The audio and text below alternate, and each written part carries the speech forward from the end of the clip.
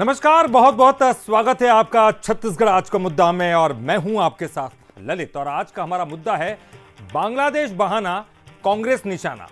देखिए, छत्तीसगढ़ की राजनीति को बहुत करीब से जानने वाले भी यही कहते हैं, क्योंकि यहां पर पोस्टर वॉर जो है वो कोई पहली बार नहीं है। लगातार हर चुनाव में, विधानसभा के चुनाव हो चाहे लोकसभा के चुनाव हो, बाद में विधानसभा के उपचुनाव हो और अब निकाय चुनाव की बारी हो, तमाम जगहों पर हमने देखा कि दोनों ही राजनीतिक दल एक दूसरे पर पोस्टरों से और कार्टूनों से हमला करते हुए दिखाई देते। इस बार एक नया पोस्टर जो है सामने आ चुका है और इसने राजनीतिक हलकों में बवाल मचा रखा है। तो वो कौन सा नया पोस्टर है और किस तरह की सियासत हो रही है, इस पर हम बातचीत करेंगे। हमारे साथ चर्चा में मेहमान भी होंगे, लेकिन पहले देखिए इस पर हमारी एक खास रिपोर्ट।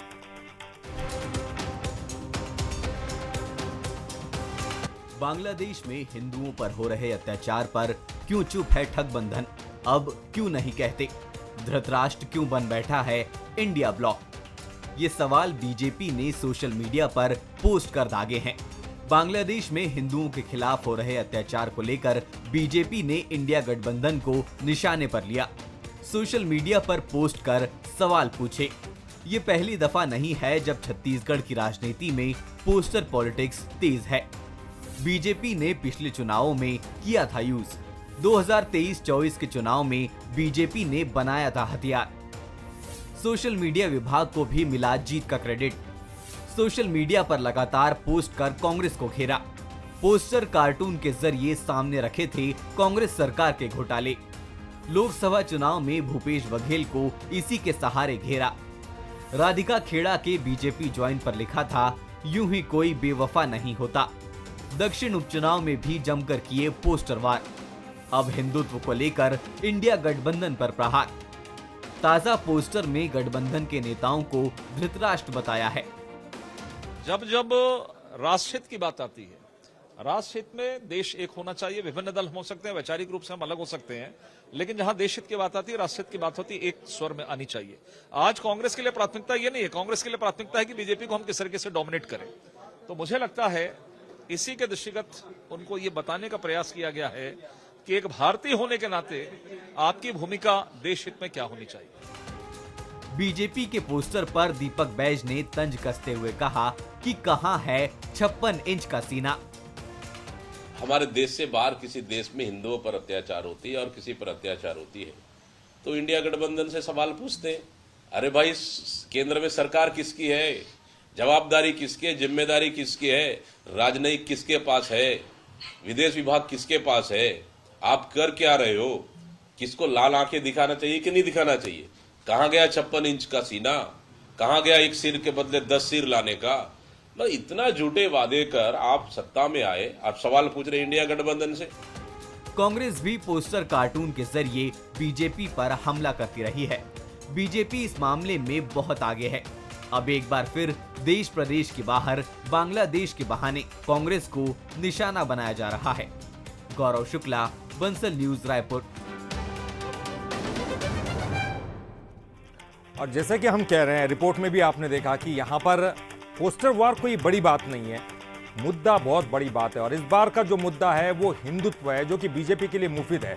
लेकिन कांग्रेस भी हमला करती हुई तो नजर आ ही रही है। बीजेपी भले ही निशाना लगा रही है कि आखिरकार क्यों आप किसी भी तरह की कोई प्रतिक्रिया नहीं दे रहे हो जो बांग्लादेश में हो रहा है उस पर, लेकिन कांग्रेस भी कम नहीं है। वो कह रही 56 इंच का सीना, दूसरे देश में सब कुछ हो रहा है, लेकिन आप चुपचाप क्यों बैठे हैं? तो एक दूसरे पर लगातार जो है वार प्रतिवार का सिलसिला जारी है। लेकिन चलिए इस पर हम चर्चा करेंगे, लेकिन उसके पहले बंसल न्यूज के कुछ सुलगते सवाल।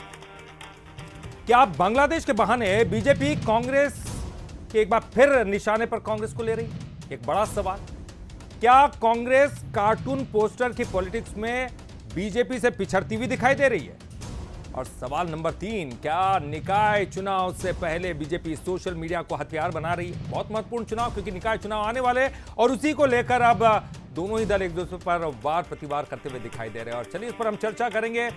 आज के जो हमारे मेहमान हैं उनसे आपका परिचय करा दे। विमल चोपड़ा जी हमारे साथ, पूर्व विधायक है बीजेपी के। धनंजय सिंह ठाकुर जी हैं कांग्रेस के प्रवक्ता, और के शर्मा जी वरिष्ठ पत्रकार। आप तीनों का बहुत बहुत स्वागत करते हैं बंसल न्यूज पर। एक एक करके चर्चा करेंगे। सबसे पहले के शर्मा जी, आपका मैं रुख करूंगा।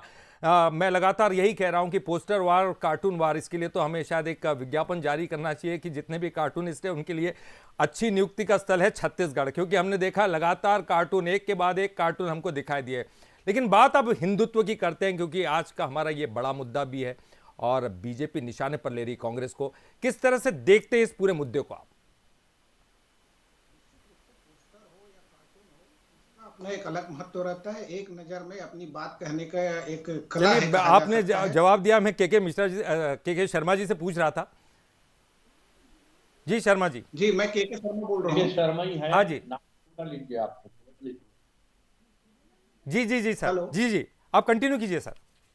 हाँ, तो इसमें ये एक महत्वपूर्ण बात है कि जो विदेश नीति का मामला है, इस मामले में राजनीतिक दलों में एकजुटता दिखाई देनी चाहिए। देश के भीतर आप ध्रुवीकरण, तुष्टीकरण, तमाम प्रकार के आरोप प्रत्यारोप जरूर करें, लेकिन जब विदेश नीति की बात होती है, चाहे चीन के मामले में बात इस प्रकार से आती है, अमेरिका को लेकर बात आती है, इजराइल को लेकर बात आती है, तो मुझे लगता है कि राजनीतिक विद्वेष जो लगातार बढ़ते जा रहे हैं, जैसे केंद्रीय एजेंसियों के दुरुपयोग की जो आरोप लगते हैं, इस प्रकार से तमाम जो बातें हैं, इन सबको लेकर राजनीतिक विद्वेष के चलते हुए जो भ्रष्टाचार के खिलाफ हो रही है, इसका तो मैं समर्थन करता हूं कि क्योंकि लोकतंत्र में सरकार बदलती है, सरकार बदलेगी, आपने जो भ्रष्टाचार किया उस पर उनको वो कार्रवाई करेंगे। ये लोकतंत्र और लोक जनता के हित में कहा जा सकता है। लेकिन चूंकि विदेश नीति के मामले में है, चूंकि हिंदुत्व पर के कर्णधार बने बीजेपी कहा जा सकता है, तो वो उन पर निश्चित रूप से कांग्रेस और इंडिया गठबंधन को एक अवसर तो मिलता है कि बांग्लादेश पड़ोसी राज्य में इतनी बड़ी घटनाएं हो रही है, जिस तरह से इस्कान के संत के खिलाफ राजद्रोह का मामला होता है, तो इस मामले में भाजपा विदेश विभाग का भी अपना आया है, कठोर रवैया की बात कही गई है। कांग्रेस की ओर से भी पवन खेड़ा का एक बयान आया है, वो भी कहते हैं कि कड़ी कार्रवाई, लेकिन कड़ी कार्रवाई क्या हो, सरकार क्या कर सकती है, इसको लेकर के तमाम राजनीतिक दल मिलकर एक विचार पर है कि इस पर क्या होना चाहिए। यहाँ 56 इंच का सीना, एक मजबूत सरकार की जो बात है, तो वो क्या कर सकती है, इसके लिए मुझे लगता है कि राजनीतिक दलों को एकजुट होकर के एक निर्णय में तक पहुंचना चाहिए। और निश्चित रूप से छत्तीसगढ़ की जो बात है, कांग्रेस पोस्टर वार में भी कह सकते हैं कि लगातार भ्रष्टाचार के मामले को लेकर भाजपा जिस तरह से भूपेश सरकार को घेरती रही, आप जो भी बातें कही बिल्कुल सही है कि कांग्रेस पोस्टर वार के मामले में कहीं कमजोर साबित होती है, लेकिन यह मुद्दा जो है मुझे लगता है कि कांग्रेस के लिए एक बड़ा हथियार है। और इसके माध्यम से जो हिंदुत्व वोट बैंक खिसकता जा रहे कांग्रेस से ये बात आती है, तो उसको कैसे वापस लौटाते हैं। चाहे महाराष्ट्र चुनाव की बात हो, अभी उत्तर प्रदेश में चुनाव होने वाला है, एक बड़ा हिंदुत्व वहां पे मुद्दा रहने वाला है, तो इन सब विषयों को लेकर, या छत्तीसगढ़ में नगरीय निकाय चुनाव को लेकर कहें, तो इस विषयों को लेकर राजनीतिक दल देश के भीतर जो राजनीति कर रहे हैं, लेकिन यह विदेश नीति का मामला है, उसमें एकजुटता की आवश्यकता मुझे महसूस होती है। चलिए, मैं अब विमल चोपड़ा जी से पूछूंगा, पूर्व विधायक है बीजेपी के। विमल जी, हिंदुत्व तो एक बहाना है, मुद्दा है, आपको सीधे सीधे कांग्रेस को निशाने पर लेना, और ये मुफीद भी आपके लिए, आपको पता है कि इसके सहारे आपने कई चुनाव जीते हैं।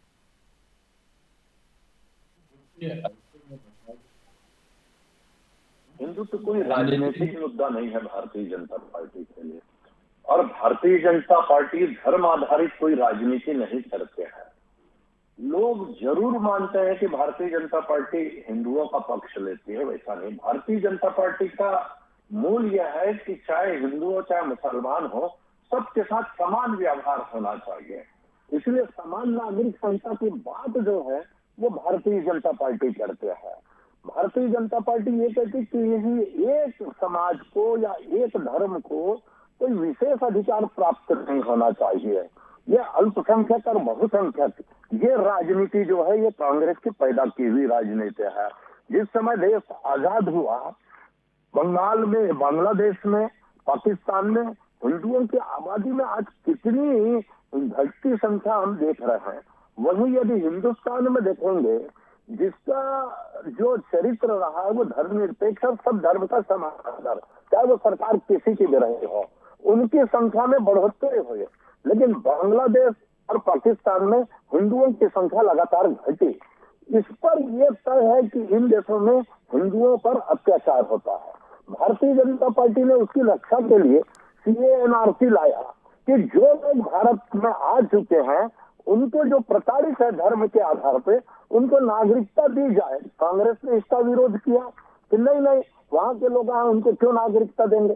तो एक प्रकार से देखा कांग्रेस की राजनीति जो है वो प्रो मुस्लिम है। भारतीय जनता पार्टी की राजनीति जो है सबको बराबर रखने की है। आज आप देखेंगे राहुल गांधी वायनाड जाते हैं चुनाव लड़ने के लिए, प्रियंका गांधी वायनाड जाती, क्यों जाती है? क्योंकि उनको हिंदुओं पर भरोसा नहीं है, उनको भरोसा है मुसलमान वोट बैंक की राजनीति पर, कि मुसलमान जो है वो उनको जरूर वोट देंगे, हिंदू उनको देंगे नहीं देंगे इसका भरोसा नहीं है, इसलिए वो उसको अपनी सुरक्षित सीट मानते हैं। बांग्लादेश में आज जो हो रहा है, भारतीय जनता पार्टी चाहे वो एक राजनीतिक दल के रूप में हो, चाहे राष्ट्रीय स्वयंसेवक संघ के सभी अनुसांगिक संगठन, एक स्वर में जो है वो सीमाएं होती है कि दूसरे देश के मामले में हम कितनी दखलंदाजी करें, आक्रमण नहीं कर सकते। नहीं, वो वही बात है, वो सवाल उठा रहे हैं 56 इंच के सीने वाले, उस पर मैं आपसे चर्चा करूंगा, लेकिन चलिए मैं आपके सवालों का जवाब तो ले लूं। धनंजय सिंह जी, वो मुस्लिम तुष्टीकरण के आरोप लगाती रही है, बीजेपी तो हमेशा से लगाती रही है,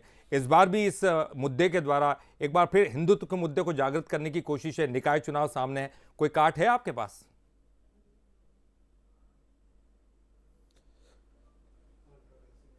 देखिए ललित जी, पोस्टर जारी करके भारतीय जनता पार्टी बांग्लादेश के मुद्दे पर कांग्रेस से सवाल पूछ रही है, और पोस्टर में जो फोटो नजर आ रहा है ना, जो वो भगवा रंग पहने हुए, उसकी तस्वीर तो योगी आदित्यनाथ से मिल रही है। उनकी तस्वीर आप लगा लो और योगी आदित्यनाथ जी की तस्वीर लगा लो, दोनों की तस्वीर एक आपको कहीं ना कहीं समझ में आएगा। क्या इस पोस्टर के माध्यम से भारतीय जनता पार्टी मोदी और योगी के बीच जो द्वंद्व चल रहा है उस पर निशाना साध रहे हैं? क्या ये इस पोस्टर के माध्यम से अपनी मंशा को बता रहे हैं कि योगी को लेकर इनकी मंशा क्या है? पहली बात, ये पोस्टर बनाने वाले की बहुत बड़ी मूर्खता कहूंगा मैं, इनको तत्काल उसको अपने नहीं, थोड़ा क्लियर कीजिए, थोड़ा क्लियर कीजिए। आप एक नया आरोप लगाने जा रहे हैं, मैं समझ रहा हूं आपकी बात को, थोड़ा क्लियर कीजिए। मोदी योगी के बीच में किस तरह से? आप वो तस्वीर आप देख लीजिए, वो तस्वीर आप देख लीजिए जो पोस्टर मैंने जारी किया है, और योगी आदित्यनाथ जी की तस्वीर आप मिलान कर लीजिए, दोनों का तस्वीर में कहीं ना कहीं आपको एकरूपता नजर आएगा। तो मतलब मोदी और योगी के बीच का जो द्वंद्व है, कहीं ना कहीं भारतीय जनता पार्टी के जो लोग हैं, जो मोदी समर्थक हैं, वो इस पोस्टर के माध्यम से क्या योगी जी को डरा रहे हैं? क्या संदेश देना चाहते हैं?